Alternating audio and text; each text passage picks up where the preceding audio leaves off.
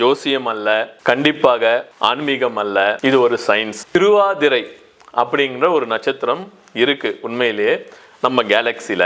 அந்த நட்சத்திரத்தை ஆராய்ச்சி பண்ணும்போது சில ஒரு முக்கியமான விஷயத்தை கண்டுபிடிச்சிருக்காங்க. திருவாதுரை நட்சத்திரம் வெடித்து சிதறப்போகின்றது. 2026 தான் கலியுகம், கலியுகத்தில் உலகம் அழிய போகின்றது அப்படின்லாம் ஒரு பக்கம் சிலர் சொல்றாங்க.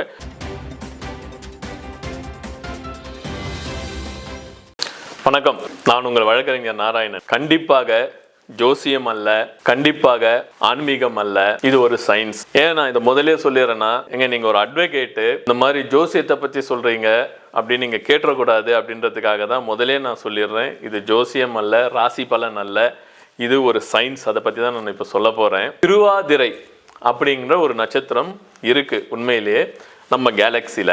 அந்த திருவாதிரை நட்சத்திரத்தில் பிறந்தவர்களுக்கான ராசி மிதுன ராசி. இப்ப மிதுன ராசியும் திருவாதிரை நட்சத்திரமும் ஒரு ஆபத்துல இருக்கு அப்படின்னு சொன்னா உங்களால நம்ப முடியுமா? ஆனா அதுதான் உண்மை. அதை முதலே சொல்லிட்டேன். ஒரு வழக்கறிஞர் என்பவர் ஜோசியம் தெரிந்திருக்க வேண்டும், மருத்துவம் தெரிந்திருக்க வேண்டும், லாவ மிஞ்சி என்னென்ன இருக்கின்றதோ எல்லாத்தையும் படிச்சுட்டு வந்தாதான் அதில் இருக்க சாராம்சத்தை கோர்ட்டில் கொண்டு போய் விலக்கி நம்மளுடைய கிளைண்ட்டுக்கு சாதகமான தீர்ப்பை நம்ம வாங்க முடியும். அதனால் ஒரு வழக்கறிஞர் என்பவர் அனைத்தையும் படித்தாதான் ஒரு வழக்கறிஞராக இருக்க முடியும். அதனால் லாபுக்கம் மட்டுமே படிச்சுட்டு வந்து சொன்னாக்கா அவர் வழக்கறிஞராக இருக்க முடியாது. சயின்ஸ் புக்கு படிக்கணும், ஜியாகிரபிக்கல் புக்கு படிக்கணும், அஸ்ட்ராலஜி புக்கு படிக்கணும், எல்லாமே படிக்கணும். அப்படி படிக்கின்ற போது சயின்டிஃபிக்காக நான் அனுபவித்த, நான் தெரிந்து கொண்ட ஒரு கருத்தை நான் சொல்ல வருகின்றேன். திருவாதிரை நட்சத்திரம் என்பது எல்லா நட்சத்திரமும் உருவான மாதிரி பல கோடி ஆண்டுகளுக்கு முன்னாடி உருவானது. அந்த நம்ம பூமியிலிருந்து அந்த நட்சத்திரத்துக்கான தூரம் எவ்வளோன்னு பார்த்தீங்கன்னாக்கா 640 ஒளியாண்டுகள். இதுதான் ஒரு ஜென்ரலாக ஒரு சயின்ஸ் சொல்லுது. அந்த திருவாதிரை என்றது என்னன்னாக்கா ஆருத்ரா அப்படின்றத சொல்லுவாங்க. ஆருத்ரா என்பது என்ன? சிவன் ஆடிய அந்த ஆட்டத்தின் பெயர் ஆருத்ரா.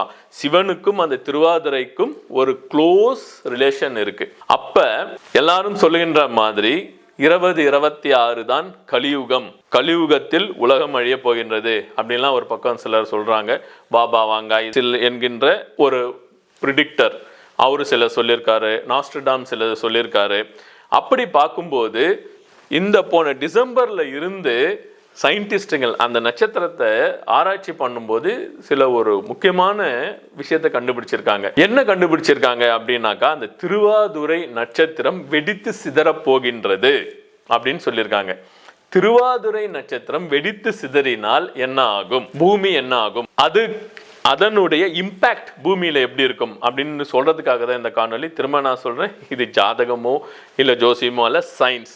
இதை நீங்கள் ஆராய்ச்சி பண்ண ஜேம்ஸ் வெப் டெலஸ்கோப் அதனுடைய ரிப்போர்ட்ஸ், நாசாவினுடைய ரிப்போர்ட்ஸ் எல்லாம் கூகுள் சர்ச் பண்ணி பார்த்தீங்கனாலே உங்களுக்கே தெரியும். சூப்பர் நோவா, இதுதாங்க அந்த கான்செப்ட். சூப்பர் நோவா என்பது நீங்கள் கூகுள் கூட சர்ச் பண்ணி பாருங்க. அப்படி என்னன்னாக்கா நட்சத்திர வெடிப்பு. திருவாதிரை நட்சத்திரம் என்பது நீங்கள் பழைய இலக்கியங்கள், சங்க நூல்கள்லாம் எடுத்து பார்த்தாக்கா தன்னுடைய ஒளியை, அதாவது தன்னுடைய பவர் இருக்கு பாருங்க, சூரியனிலிருந்து வருகின்ற அந்த வெளிச்சம் போல அந்த நட்சத்திரத்தில் வருகின்ற வெளிச்சம் மாறிக்கொண்டே இருக்கும். there is no standard ஒளி. அவங்க அதுல இருந்து வர ஒளி மாறிக்கொண்டே இருக்கும். சிகப்பாக மாறும். சைனீஸ் போய் பார்த்தீங்கன்னாக்கா சயின்ஸ்ல அது சிகப்பா மாறும், எல்லோவா மாறும் இப்படின்னு சொல்லியிருப்பாங்க. நம்ம ஊர் புக்கில் பார்த்தீங்கன்னாலும் அது மாறிக்கொண்டே இருக்கின்றது. திரு ஆதிரை மாறிக்கொண்டே இருக்கின்ற ஒரு கேப்பபிலிட்டி அதுக்கு இருக்கிறதுனால திருவாதிரை அப்படின்னு சொல்லிட்டு அதுக்கு பேர் வச்சிருக்காங்க. இந்த நட்சத்திரம் வெடித்து சிதறப்போகின்றது அப்படின்னு சொல்லிட்டு சயின்ஸ் இப்போ சொல்லியிருக்கு.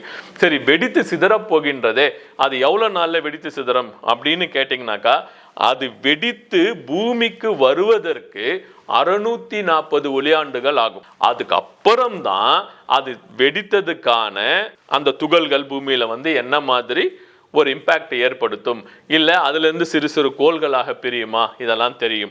சரி, இன்னொரு தியரி என்ன சொல்றதுனாக்கா, திருவாதிரை ஆல்ரெடி வெடிச்சு இருக்கலாம். இப்ப நீங்க சொல்றீங்களே ஏற்கனவே வெடிச்சுட்டு அந்த மாதிரி மாறி இருந்தா என்ன இருக்கும் அப்படின்னு சொல்லும்போது அதுக்கான சாத்தியக்கூறுகள் ரொம்ப கம்மி அப்படின்னு சொல்லிட்டு நாசால இருக்கின்ற ஒரு ரிப்போர்ட் கூறுகின்றது.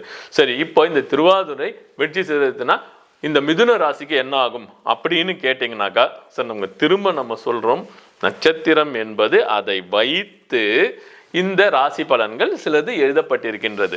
அந்த திருவாதுரை நட்சத்திரமே வெடித்தாலும் திருவாதுரை நட்சத்திரம் வெடித்து சிதறுவதில் இருந்து வருகின்ற ஒரு சின்ன ஒரு காம்பனன்ட் ஒரு திருவாதிரை நட்சத்திரமாக மாறுவதற்கான ஒரு சாத்தியக்கூறு இருக்கு. ஸோ அதை வச்சு இந்த ராசிகள் சொல்லுவதற்கான ஒரு சாத்தியக்கூறு இருக்கின்றது. ஆனால் இது இப்போதைக்கு நடக்க போவது இல்லை. இது 640 ஆண்டுகளுக்கு பிறகுதான் இது நடக்க போகின்றது. அதற்குள்ள பல மாற்றங்கள் பூமியிலும் நிகழலாம், வானவிலும் நிகழலாம். திருவாதிரை இன்னொரு பெரிய திருவாதிரை நட்சத்திரமும் உருவாகலாம், நமக்கு தெரியாது.